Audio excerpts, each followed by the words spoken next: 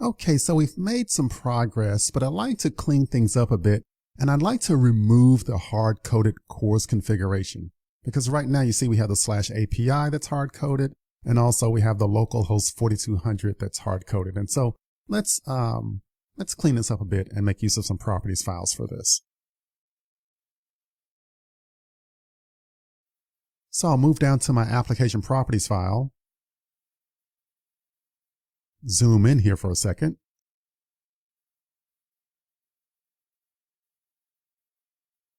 and I'll add a new property here for allowed origins, and I'll just move my localhost 4200 right here.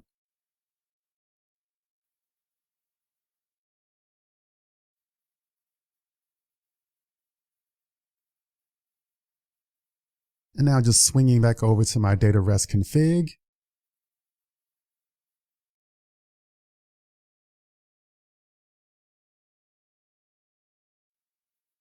And I'll set up a field up top for the allowed origins.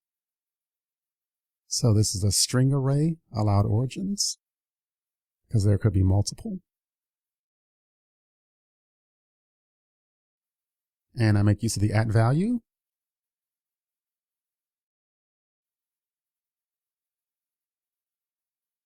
And I give my $ curly brace, and I reference that actual property name, allowed origins. And so this will actually inject the data from the app.properties file.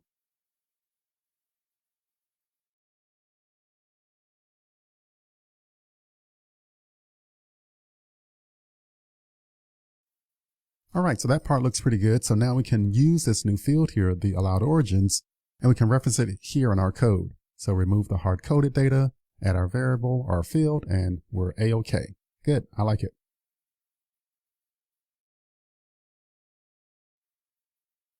And then let's do a similar thing here for the path. So instead of the /API, we can read this information from our config.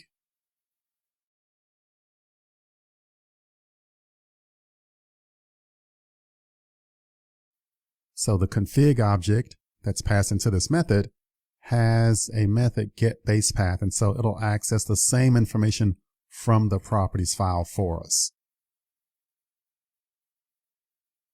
So that'll give us the actual mapping for this given path pattern.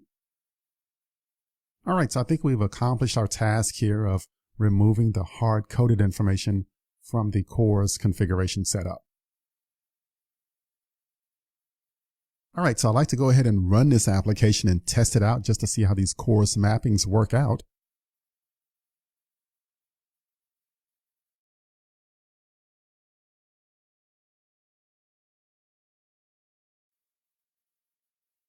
So I have my boot application up and running. I'll go ahead and start up my Angular application.